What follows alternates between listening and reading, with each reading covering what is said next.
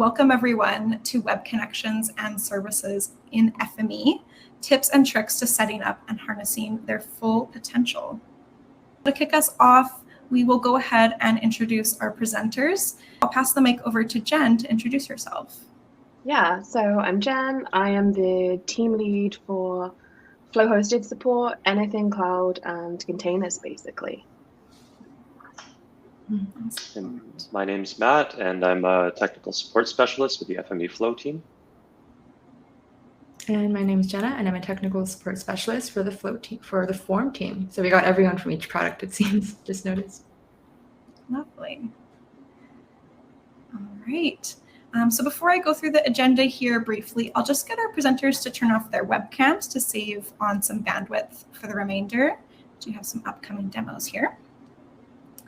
So today we'll be going through an introduction to the webinar topic and SAFE and FME for those who are newer. Then we'll be taking you through connecting to a web service and what you need there, building the definition, and then using the HTTPCaller for making API calls. We'll be showing you some real-world examples and sharing web connections, as well as troubleshooting your web service. And from there, we'll go on to conclusion and some resources to help you get started with next steps. And then we'll have some Q&A time to follow. If you have any questions throughout, please drop those in the questions tab on the bottom right. And keep letting us know where you're tuning in from, or leave any comments throughout under the chat tab. Share your reactions with us throughout with that react emoji button on the bottom middle. And then if you do have any audio issues or any video issues, please click the help button on the bottom left, and there's 4 simple steps there to troubleshoot. We'll have everyone testing out the emoji button. That's great. And we will have a poll upcoming very shortly under that polls tab. If you'd like to download the slides and follow along directly, you can do that with the button on the top right. And with that, I will go ahead and launch our poll here. So we'd love to know, what is your experience with web connections and services? And we have a few different options there. So if you want to head to the polls tab, we'll give everyone a moment here to cast their vote. Results are trickling in now. All right, it looks like we have the majority voted. About 40% say that they've made a web connection but never edited a web service. And then another quarter don't know what they are or what the difference is.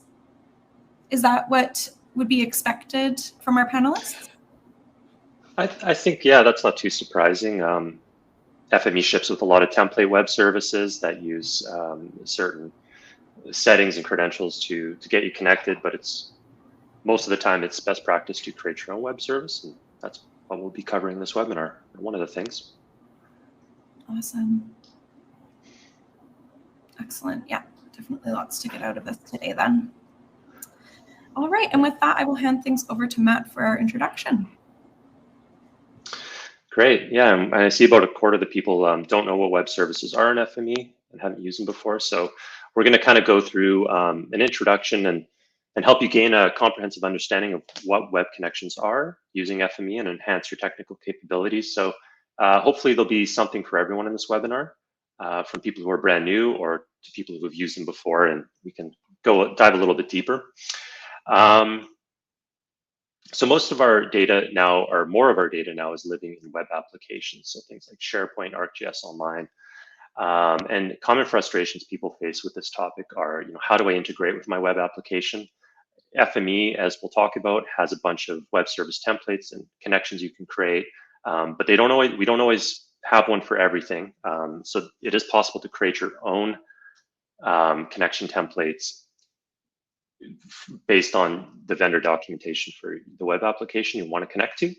And there's also, you set up a connection, but it doesn't work, or you get connected and it's unreliable, keeps disconnecting. So we're here to help, and we're going to go through a lot of these scenarios today. So web connections in FME are really important. They're reusable, shareable, deployable, especially when paired with deployment parameters, which are new in FME 23, and we'll touch on briefly. They can be exchanged and they let you connect to all kinds of different web applications out there.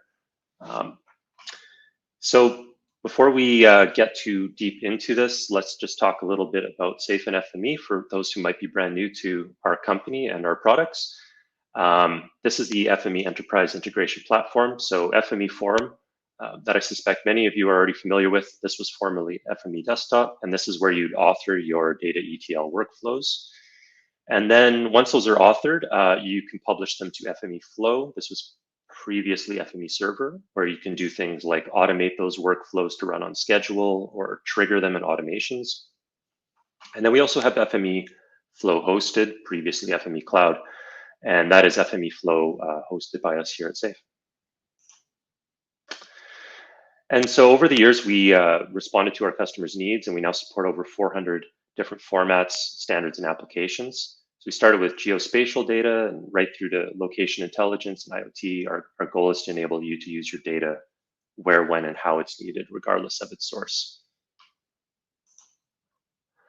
So since we have a lot of content to cover, let's get right into connecting to a web service, what you need to know. So I'll try and move through this fairly quick. We're just going to kind of go over some terms and concepts for those who are brand new to web services and connections. So what is a web connection? It is a safe and convenient way to store and reuse your connection parameters. It's a secure named container to use in your workflows. You can use with all supported authentication protocols. You register with web services from FME Forum, and there's different types of web services, OAuth 2, token, and HTTP authentication, which would be kind of your typical username password authentication. We're going to focus on the first two types there, OAuth 2 and token, in this webinar, because that is what many popular web applications use now. So there are two parts here to the web connection. There's the underlying web service that gets defined in FME Forum. And you can see these in Forum if you go up to Tools, FME Options, Web Connections, and then click Manage Services. You'll see a big list. FME Forum ships with a bunch of templates for common web services. Here we're looking at one for Esri ArcGIS Online. So this has got, the web service has all the, the URLs and IDs and important stuff needed to make that connection. And then from that web service, you can create a web connection, one or many web connections using the web service. Some of the key components of a web service are the token. This is an alphanumeric string used to authenticate and identify an application to an API. And if you've never heard the term token before, you can kind of think of that as a username password. It's just another thing you can use to authenticate. A REST API is a set of constraints that allows the software to communicate with a defined protocol. So this is an interface, and in web services, REST APIs are what serve tokens. So a vendor like Esri would, and ArcGIS Online is going to have a URL that's an endpoint to one of the REST APIs where FME can go get those tokens to authenticate. JSON is JavaScript object notation, and this is the format most commonly used to pass data back and forth to web services REST APIs. And there are more components based on the type of web service, and we'll kind of cover those as we discuss token and OAuth 2 web services. Authentication is really important to discuss here, and what the difference is between authentication and authorization. So authentication verifies your identity before you can make a request. So you think about like a web application like Gmail, for example. If you can't log in, you can't do anything. That's you authenticating. If you do log in successfully and you've authenticated, you might not be authorized to do everything within the web application. There might be certain pages you can't view, for example. And so that's authorization. Some of the errors you might see when you start working with web services, or even beforehand, regarding authentication authorization are 401 errors. So this would be commonly no token provided in the request, or maybe a bad token was provided. You'll also see 403 errors. These are related to authorization. This means you're forbidden to access the resource. So you've authenticated okay, but the token's not authorized to access the resource requested. So when authenticating with FME, we support many HTTP authentication protocols. You have basic, this sends credentials unencrypted. And this is what probably a lot of you are using right now in your workflows if you're not using web connections yet. Digest, which is similar to basic, that sends credentials encrypted though. And Kerberos and NTLM are built for Windows. Kerberos is a little bit newer. And these use your Windows account of the user running the workspace. Even more ways to authenticate: API keys, user tokens, and OAuth 2. So again, we'll be focused on the last two bullets in the list there, instead of passing credentials back and forth like those first authentication protocols. So when talking about tokens, it's important to understand that they do expire. So a token served up from an app like SharePoint or ArcGIS Online is going to have a lifetime of 30 minutes or 2 hours. That's for security reasons, and those time limits are imposed by the web application serving the token, not FME. So when using a token to authenticate, FME will track when the current one expires and get a new one when it needs to. So if you've seen Star Trek: The Next Generation before, you know who this character at the bottom of the slide is. This is the fearless Commander Riker. Some people, like Jen, have not seen Star Trek, so I have to introduce him. And so on the left side here, we see probably where many of you are today, using credentials in your connections to authenticate, using basic authentication. And Riker thinks that's just okay. Where we want to get to is happy Riker, where you're using a reusable web service and connection. So Riker thinks that's nice. And then the very nice is using deployment parameters, which are new to FME 23. And these are even more reusable and dynamic. So we'll touch on those briefly during the webinar as well. So laying the groundwork before we start creating some of these web connections and services. Before you go in and try and create one, it's good to see, can you access the web application you're building the web service for from FME Forum or the Flow machine?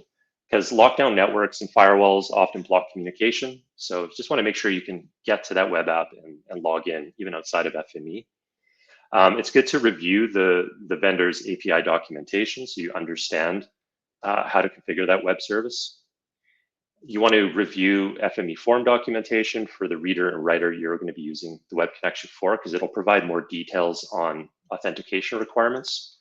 And review articles in the FME community for step-by-step instructions on creating popular web connections like SharePoint and ArcGIS Online, Enterprise Portal. We have really detailed articles that go into step-by-step how to configure those, including how to set up the applications on the vendor side. So let's look at building a web service definition. So we'll look at a token web service first. This is one of the common web service types. The other is OAuth 2. Token web services are more simple than OAuth 2. You simply request the token from the web application by going to the REST API URL in the format the vendor wants you to, and then they're going to send you back a token with an expiry time. And when that token expires, FME will go back to that URL and get another one. And so these are created in, as we'll see shortly, these are created under FME options in web connections, web services. So the key components specific to token web services are the token generation REST API. Again, that tells FME how to make the request to get the token. The access token response. So we have to tell FME what the vendor is going to send back. So what is the name of the token key in the JSON, and what's the name of the expiry key it should expect back? And then once FME knows that, it needs to know how to use that token to make requests to the web application going forward to authenticate. So that is in the API call parameters section. And quite often it'll be a header format similar to what we see here. Authorization, this one is for FME Flow, so it's FME token, and then a placeholder for the token. So let's go through and just do a quick demo here to show building a token web service. And I'll just need a moment to share here.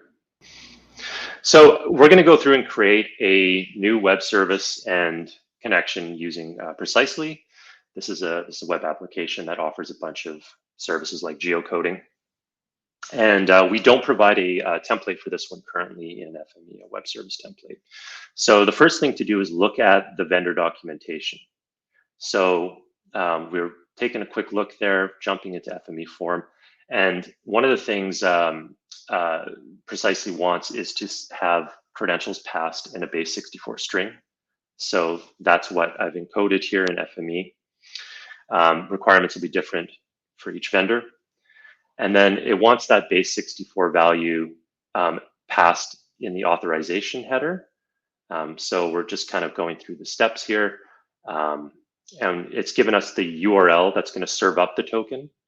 And so we're going to use that information and go into FME options, web connections, manage services, and we're going to build a new web service using the vendor doc. So if I click the plus token service, and this will let us create a new token service that we can give a name. We'll call it Precisely. And here we'll see, as I showed on the slides, we got the token generation REST API. So I'm going to paste in the URL that is in Precisely's documentation. And let's just take another look at their doc. In the request body, they're expecting a grant type of client credentials. So we'll copy that and paste that in our request data here. And what else does Precisely want? Right, so we need the base 64 value passed in the headers when we make a call to that API to get the token. So again, in our token generation REST API, we're going to expand headers, and we need to add another parameter here for authorization. And we're going to pass in our base 64 value. I'm just going to paste that in there. And now we have our REST token generation REST API call. We have to tell FME what it's going to expect back from the vendor. So we're going to look at their doc again and look at how the access token is returned. We see this is the JSON coming back, and we have the access token key. It's access underscore token, and then the expiry is expires in without an underscore. And so we need to provide those keys to FME so it knows what's coming back. So I'm going to paste in access token, and then we'll copy and paste expires in. And notice there's a bit of inconsistency in their naming. So that's another reason it's just important to carefully follow vendor documentation. However they've named things is what we have to tell FME.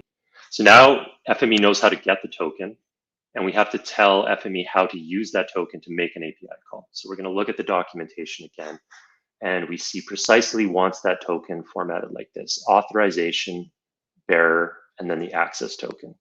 So in the API call parameters, we're going to have to change is defaulted and put the word bearer, space, and then we have a parameter for token. That's what the square brackets around there are. So I'm going to apply that. And let's test out this web service we've created. So I'm going to choose Precisely now from the list that's available because I created the web service, and we'll give it a web connection name. We're going to create an instance here, and it looks like it was successful. If it wasn't able to connect, we get an error. So let's run an HTTPCaller. Jen's going to go more into this in her slides, but we're going to hit one of Precisely's geocoding endpoints and pass in the address for Safe Software here in Surrey, and see if it can give us back the coordinates. And for authentication, instead of hard coding this in HTTPCaller now or using basic authentication, we're going to use our new web connection. So this is a reusable object I could use if I have 10 HTTP callers all calling Precisely. I can just reuse my web connection over and over. So if I run this, we see we got successful 200 code back. If I run right to the end, we'll see there's our point for our office in Surrey, British Columbia, Canada.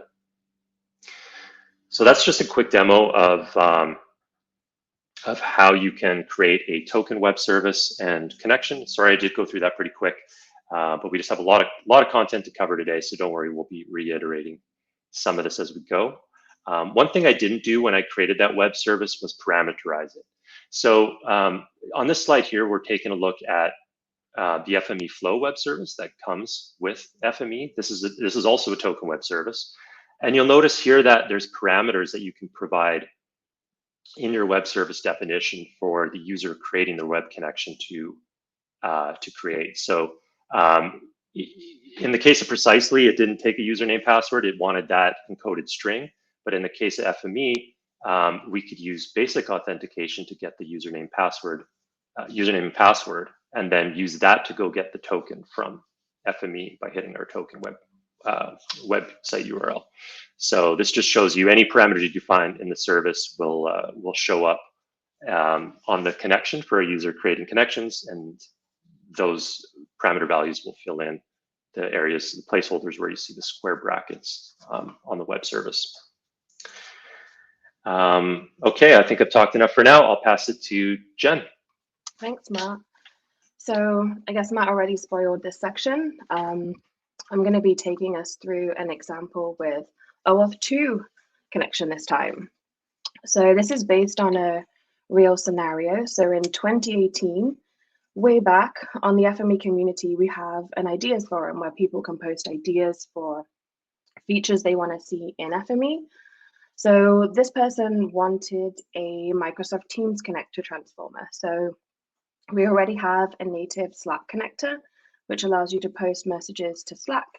And a lot of our customers do use Microsoft and do use Teams. So they wanted that functionality for their sort of like organizational chat tools.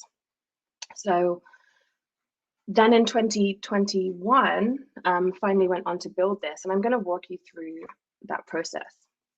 So before you decide to build anything like that, you've got to figure out if your application or service that you want to interact with, in this case, Microsoft Teams, does it have an API? And luckily for us, Microsoft does have an API, has a graph API, which is kind of like one big catch-all API for a lot of their services. The documentation actually that Microsoft puts out is really good, pretty comprehensive. So it's easy to go and find the documentation for the specific requests that you want to make. We also know that the Microsoft Graph API uses OAuth 2 authentication. And we know that FME allows us to build those web services and web connections. And Microsoft, again, their documentation is pretty good at walking through that process. So now that we're confident FME can handle all of this, we can start to build it. So Matt showed the setup, the web service setup screen or configuration screen for token. So this is just showing what kind of parameters and things you need to put into an OAuth 2 configuration. So I've color coded the different sections in this dialog window for some of the key things that you need. So at least for Microsoft and their OAuth 2 connections, you need a client ID. This acts as public identifier for your application. So when FME goes to Microsoft, it will give Microsoft that client ID and it will know which application you're referring to. Client secret, which acts as a password between the client, which in this case is FME, and your service, which is Microsoft. This can be optional, and I'll touch on that a little bit more in the next slide. The redirect URI has to match between what is configured in FME and configured in the service. Otherwise, at least for Microsoft, if you try to authenticate, you'll get errors if they don't match. And this is so that Microsoft knows where to send sensitive information to. So quite often with OAuth, this auth flow, it will be tokens. And then the authorization URL. So this is where FME will go to get an authorization code from. So there are a few parts of this URL that you will need to configure when setting this up. And again, as Matt mentioned, kind of going through this fairly quickly. So if you want more information or you want to go through this at your own pace afterwards, there is an article on the community, which if you have the slides, that's hyperlinked at the bottom. Or if you search for Microsoft Teams on the community, you should come across that article. So once you know what you need in FME, you can go into the Azure portal and get everything you need, basically. So again, I've color-coded this so you can see in the Azure portal, you'll create an app registration. And on that main overview page, you'll be able to see the client ID. It's right in front of you, copy and paste that, put it into FME. The client secret, if you need one. So some services will want you to have a client secret, some services won't. For Microsoft, they actually don't trust desktop applications to sort of send a client secret. They don't believe that it's secure enough to keep a client secret on a desktop machine. So for FME form, we don't send a client secrets. That's why the optional box was checked. But if you're publishing your web connections and workspaces to FME Flow, you will want a client secret for that, and you'll reconfigure the web service on Flow. So if you need a certificate or a secret, you can see on the left-hand side, that's where you'd go to get it. Your redirect URI you can get from the authentication tab on the left. That's where you'll choose what kind of app you want to configure. So if you're telling Microsoft it's a desktop app, if you're doing this for form, then it will give you a different redirect URI to if you're setting up a web app, so Flow. And then for FME Flow as well, you need to make sure that you're putting in the redirect URI, which will typically be your host name, which for some services has to be public, has to be configured for HTTPS, and it will have a different endpoint. So we'll have the FME OAuth endpoint, so the FME server can actually take the tokens the service is sending back and use them in your workspaces or jobs. So then I mentioned on the last slide the authorization URL, and there are a few things that make that up. So one of them will be the tenant ID, which you can see in the dark blue box.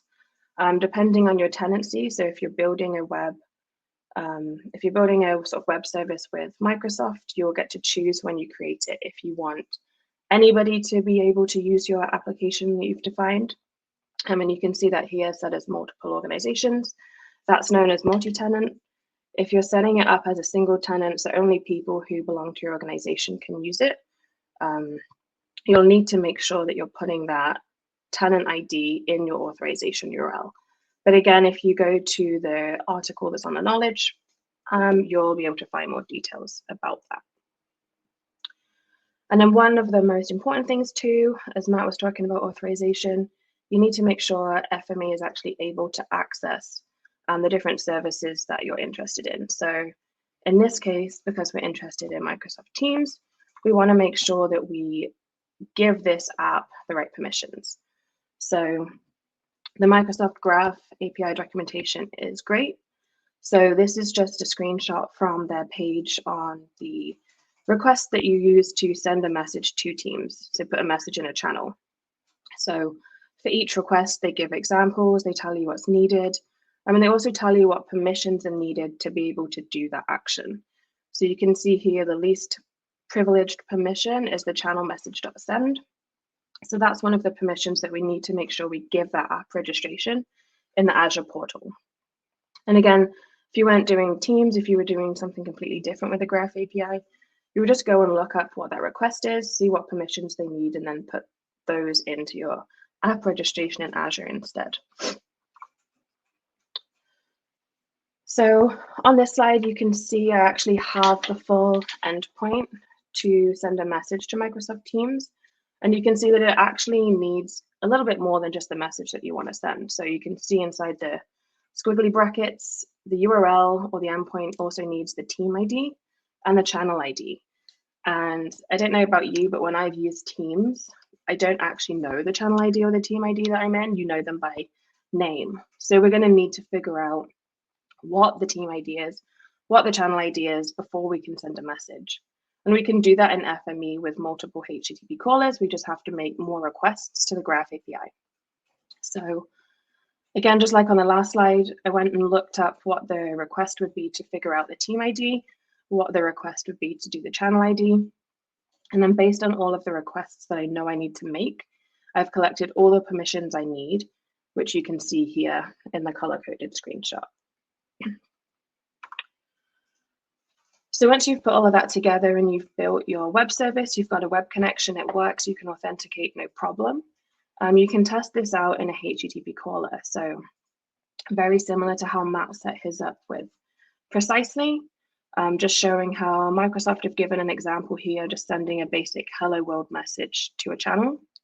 You can see in the color-coded boxes where to put the method, the post, you set that in the HTTP caller. where the URL goes, and you can see that they've got their channel ID and team ID in that URL.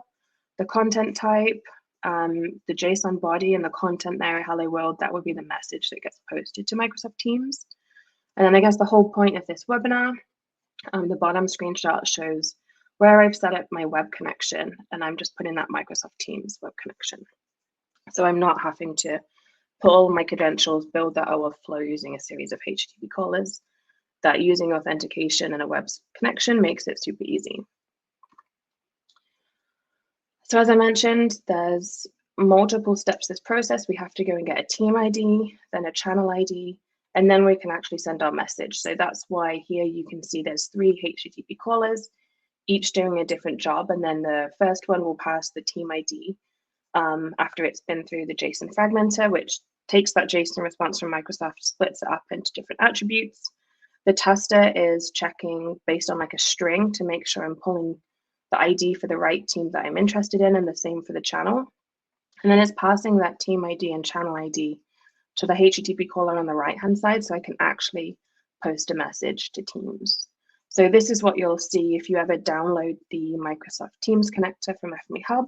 If you went inside and edited that transformer, this is pretty much what you'll see. And then one thing that I did when building this is every single HTTP caller is using that Microsoft Teams web connection, but instead of setting up and going in and configuring every single HTTP caller, I set that up as a web connection user parameter. So on the main custom transformer interface, I only have to set that once, which you can see here, and that will put the same web connection on every HTTP caller, which just makes configuring it a little bit easier. And then if you ever want to do this, maybe not for Teams because we've already done it, but if there's a web service out there you want to build a connection for, and then maybe a custom transformer, don't forget that you can share this on the FME Hub so more people can use it. So you can see here all of those parameters inside the series of transformers on the last slide, wrapped up, made a custom transformer, and then that's published up on FME Hub. And as well, you can publish the web service definition. So maybe you just build a definition, you can share that on there as well. And you can see quite a few hundreds of people have actually downloaded that, which is pretty cool to see.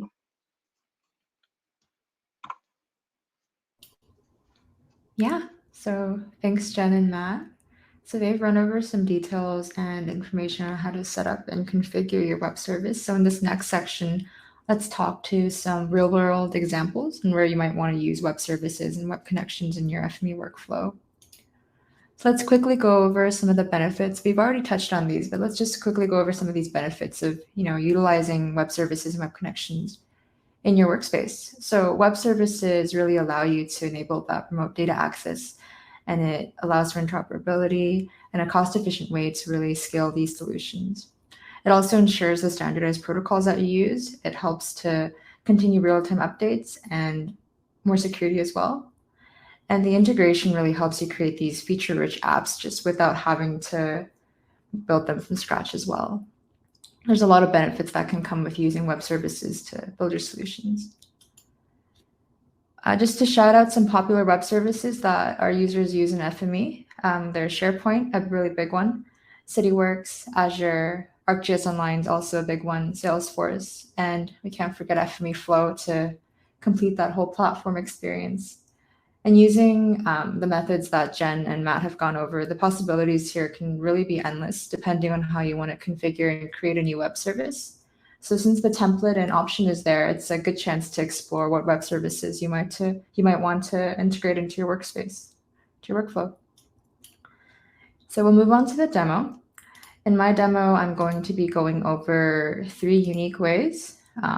3 unique ways you could use SharePoint. I'll be using SharePoint as my example web service, and I'll go over kind of 3 unique ways, I guess, you could use SharePoint in your workspace. So I'll just show you the site that I'm connecting to right now. I've just created this site. Has a few documents in here just for demo purposes. So you can connect to your SharePoint sites using the SharePoint Online connector. If you're trying to read from the SharePoint lists, we do have a separate reader called the SharePoint List Reader and Writer, and that might utilize a different web service. But for this demo, I'm going to be using the SharePoint Online connector. So in this first scenario here, I want to download and migrate data that exists from SharePoint, and I want to move it to ArcGIS Online. So to start this, I've plopped down a creator to kick off my workflow for the SharePoint Online connector. And in here, I've selected the web service and web connection that I've configured correctly. We have a few actions in here that we can select. For this section, I'm selecting download so that I can download the file that exists on SharePoint, on my SharePoint site to my local directory before I upload it. And I can set that here in my destination. So I've set it to save here. So when that runs, what it's going to do is it's going to output the file path of where that's been downloaded. And I'm going to plop down a feature reader next. And in my feature reader, I've set the data set to be the download path. So it'll grab the path and read it as a shapefile. Once that reads in, I can see the shapefile preview in my graphics view here. So I just have a few water lines in an area. And I can write that out to ArcGIS Online like you could do any other format, really. So that's my first example there. In the second example, we're going to talk about how you could clean up your existing documents in SharePoint. So I'm just going to bring up my site here again. I have a few CSVs, an Excel file, and a zip file here. But let's say I want to get rid of all CSVs in here. So again, I've plopped down a creator to start off the SharePoint Online connector. And this time in the actions, I've selected the list action, which will list kind of the metadata of your SharePoint site. Selected my site and path. And what that shows you is the name, full path of all the contents, and the ID. So I want to select everything that ends in a CSV. So I've put down a tester and made it so that it'll filter or test for everything where the name ends in .csv. So let's run that. So it looks like there's 5 CSVs in here that I want to get rid of. So I'm going to put down another SharePoint Online connector, and this time set the action to delete. And I want to delete everything that has that path. So in the path, this time, instead of manually selecting what file I want, I've set the user parameter to be full path, which will read the full path that came out from the tester here. So if I run this, it'll delete all the CSVs in my site. While I let that run, maybe you can check back on it, and I'll just reload that. And you can see all CSVs have been deleted. So this is a good way to maybe, if you want to maintain, bulk maintain your files on your SharePoint site, this is a great method to use, the online connector. This next method is just a good way to know, just a method you could use, not just limited to the SharePoint Online connector, but other web services in general. If you didn't know already, you could use a web connection in a reader directly. So for example, I want to, let's say, read in an Excel file. And this works for many formats. If you go to the drop-down triangle here in data sets, you have the option to select a file from the web. And in here, SharePoint is an option, but so is Dropbox, FME Flow, Google Drive. And you can also just specify a URL if you're using a web service or a web app service. So if I click the SharePoint option here, it'll show a similar window to the SharePoint Online connector. You can select an account, the site you're interested in, and also the library that you're interested in. So I've already done that here. So I've read in an Excel file that exists on my site here. Now, if I read that in, it's going to read in just like how you have the Excel file locally on your directory. The only limitation with this method is you don't get all the actions from the SharePoint Online connector since you're utilizing their API there in the back, but this is just reading in a file as if it were local to you. So I've just gone through some data wrangling processes that I've just minimized here since that's not the main part of our demo here today. And I've outputted some geometrical points that I've created from this CSV that exists on my SharePoint site. So those are some 3 real-world examples of how you could use a SharePoint Online connector in your workflow. And I'll hand it over to Matt. Awesome, thanks, Jenna. So now we're going to look at how you can share these web connections, because a big benefit to creating a reusable web connection is sharing it. So if you only have FME form, there are some more primitive ways you can still share your web connections. The web service XML templates can be exported and imported in form. And you can also share the FME form connection storage file and public key on a network drive. And we have an article about how to do that. But certainly, and that's linked on the slide down below, but certainly FME Flow will give you many more options for sharing your web connections. So when you publish to FME Flow, you can do things like create deployment parameters.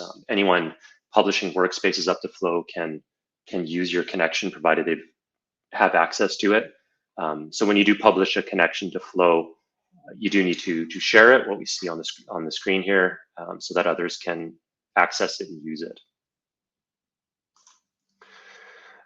So if you haven't published to Flow before, you can do that from FME Form. You click the Publish button and connect. And when you're going through the Publish wizard in FME Form, you'll be prompted to upload any connections that are used in your workspace. And this will actually upload the connection and also the underlying web service that's used by that connection to FME Flow, so long as they don't exist. If they already exist, then FME Flow, if both already exist, then FME Flow will let you know that at this step. If only the web service exists, it'll just upload the connection part of it. Let's see, and then, so for sharing web connections a little more, you want to make sure once you've uploaded them to FME Flow that you don't forget to configure the web service on Flow. This is really for OAuth 2 web services. So in an OAuth 2 web service, you have to provide a redirect URL or an authorization URL, as it's called on the Flow interface. And it needs to be the FME Flow hostname / FME OAuth. So you need to add that after the web service has been published. You just want to make sure you've completed that step under connections and parameters, web connections in Flow. So just to touch a little bit on deployment parameters, these are really your best option for sharing web connections now. They are new to FME 23. And what this is just a screenshot showing you what those deployment parameters look like in Flow. They're going to let you take a web connection that's been published to FME Flow, create a deployment parameter which lives on the Flow instance, and then you can use that name parameter in FME Form. So just showing you a little bit more here how those work. On the right side of the slide, we'll see two FME Flow instances, say a test instance and a production instance. And we'll see some deployment parameters that have been created in each instance for ArcGIS portal, a connection, and a portal URL.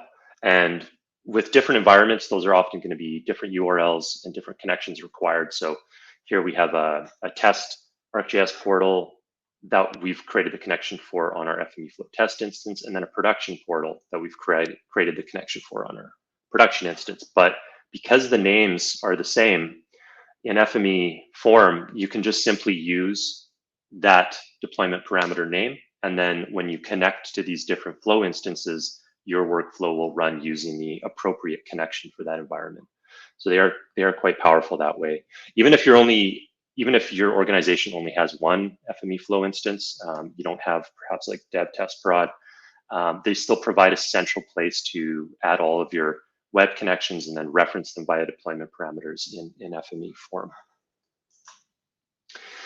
So there are a lot of moving parts here. So we'll talk briefly about some troubleshooting.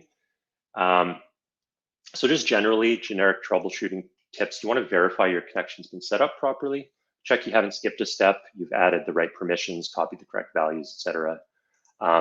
If you're seeing an error message, have you searched the internet for that error? So with web services, as we've shown in this webinar, you'll likely have to venture beyond the FME community into specific vendor websites and documentation.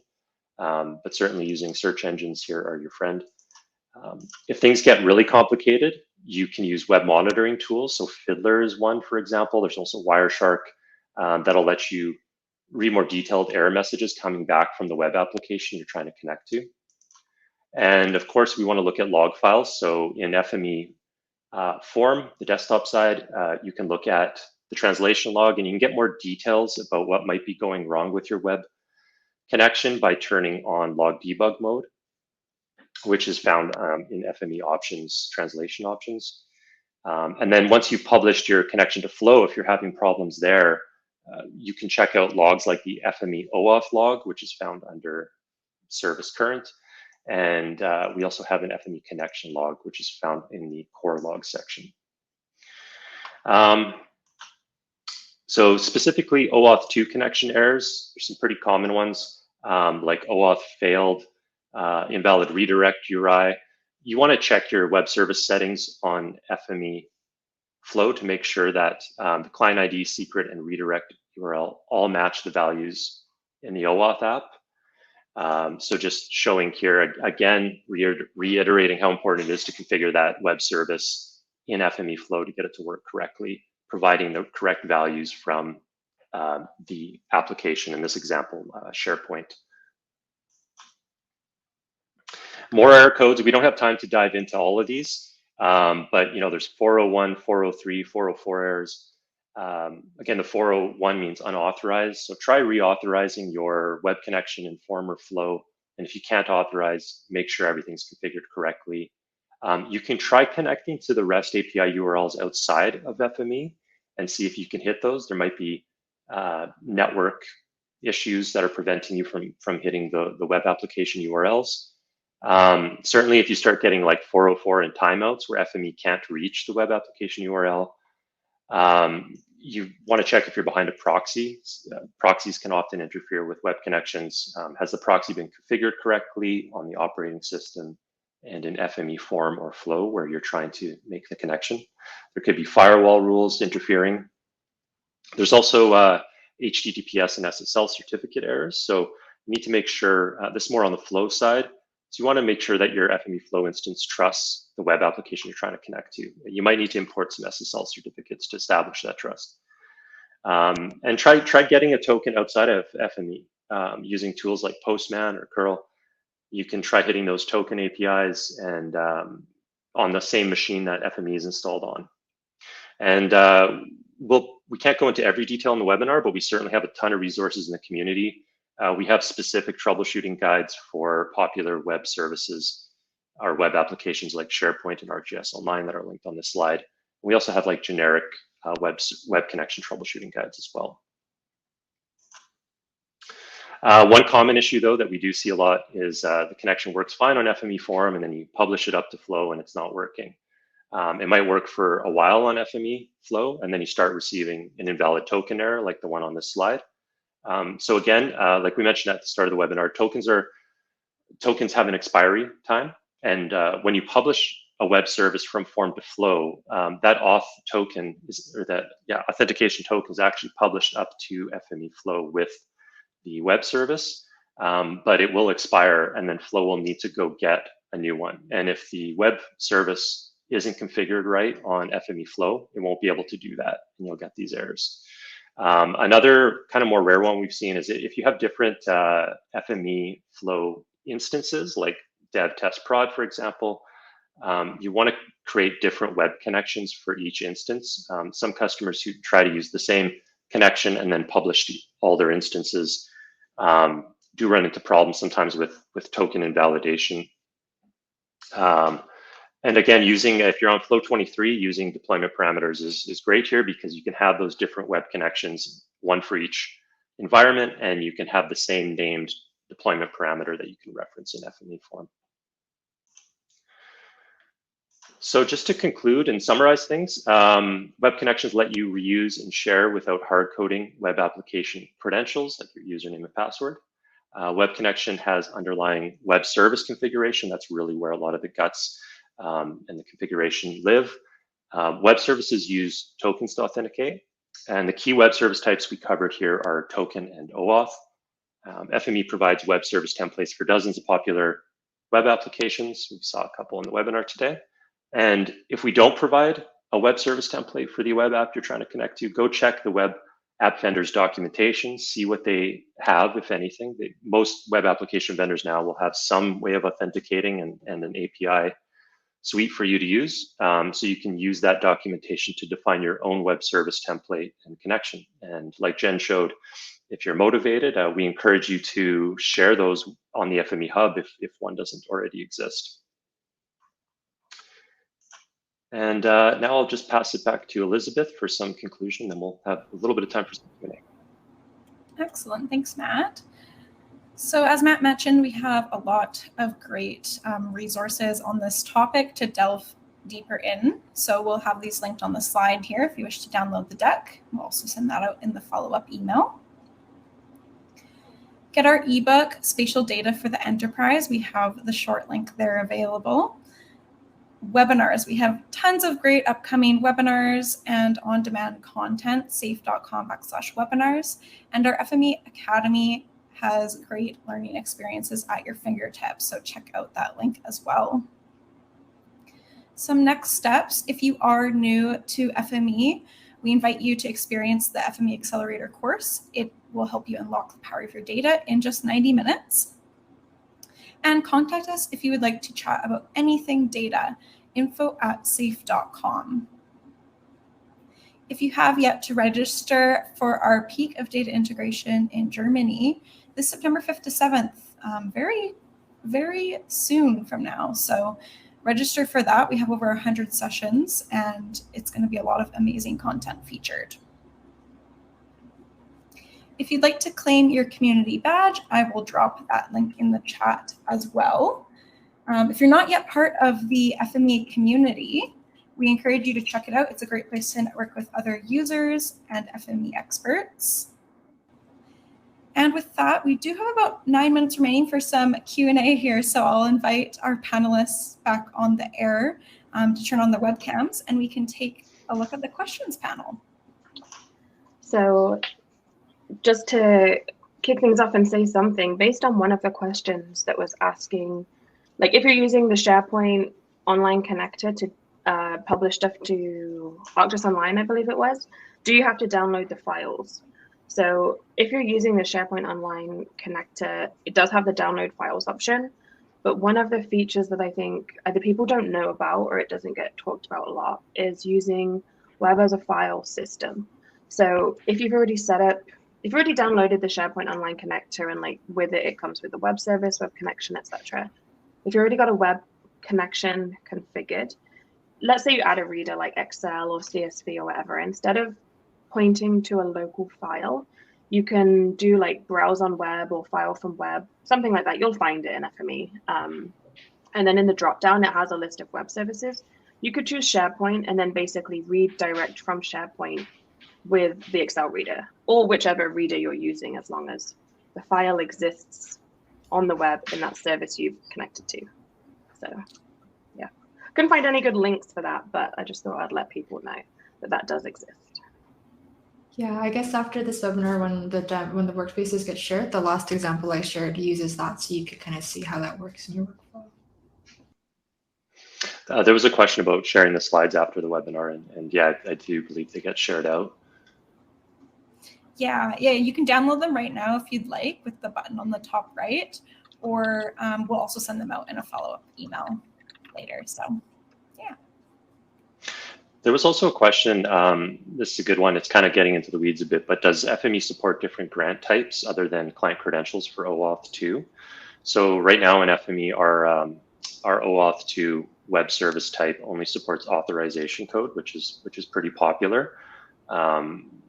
Pretty popular amongst web application vendors. So in that case, you're logging in and then the vendor sends back a code, which FME uses to get tokens going forward, and then the credentials aren't used after that. There's also there are other grant types, and it's kind of funny. I was just talking yesterday evening with one of the developers. They are aware of those other grant types and evaluating including them in the future as part of our OAuth web service, but at the moment it's only the authorization code. However, in the demo I did for Precisely there, technically that, even though we created a token web service, technically that was an OAuth client credentials grant flow.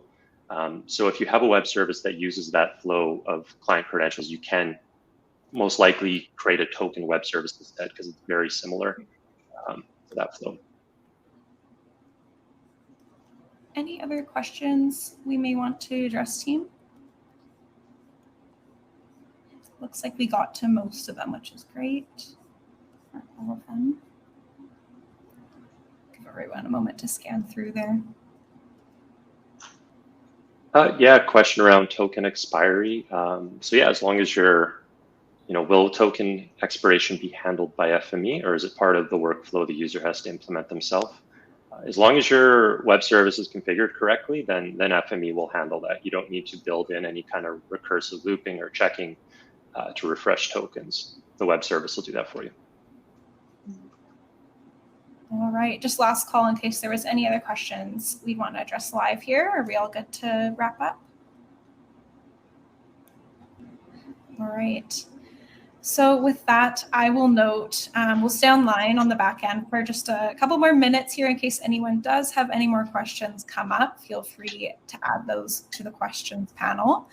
But in the meantime, a big thank you to everyone for tuning in and joining us today, and to Matt, Jen, and Jenna for all your work on this content here. Please fill out our webinar survey if you do have a moment. It's just a few multiple choice questions, and we really value the feedback to improve our program. So thank you so much, everyone, for tuning in today. Hope you all have a great day. All right, bye for now, everyone.